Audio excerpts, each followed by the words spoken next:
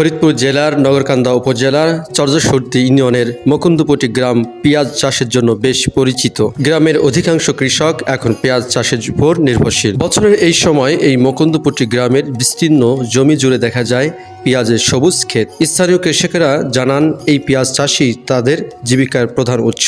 স্থানীয় কৃষকেরা জানান সঠিক দাম পেলে পেঁয়াজ চাষ তাদের জন্য আরও লাভজনক হতে পারে।